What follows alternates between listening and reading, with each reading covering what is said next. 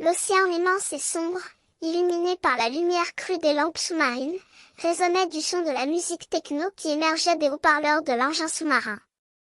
Le capitaine Star, un navigateur expérimenté, regardait les écrans de bord avec un mélange d'inquiétude et de concentration. Les données affichaient une situation alarmante, la pollution dans les océans augmentait à un rythme préoccupant, et le réchauffement climatique faisait son œuvre. Mais ce n'était pas cela qui inquiétait le capitaine Star. C'était l'absence d'invasion extraterrestre dans la zone que les rapports indiquaient comme étant inhabitée. Les tentacules d'un être inconnu flottaient dans les eaux, comme des spectres marchant dans la nuit. Le capitaine Star avait le pressentiment sombre que quelque chose de grave se préparait.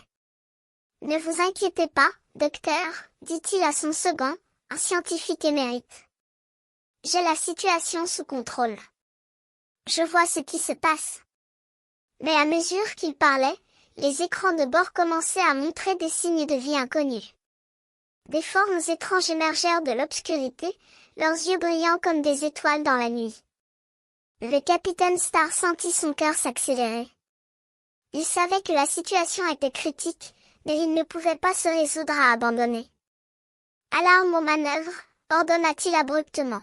« Nous allons explorer cette zone et découvrir ce qui se cache sous la surface. » Les mécanismes de l'engin sous-marin se mirent en action, et le capitaine Star plongea dans la nuit, sans savoir ce qui l'attendait. Mais il savait que, pour sauver la planète, il devait affronter les ténèbres et découvrir l'origine de cette invasion inconnue.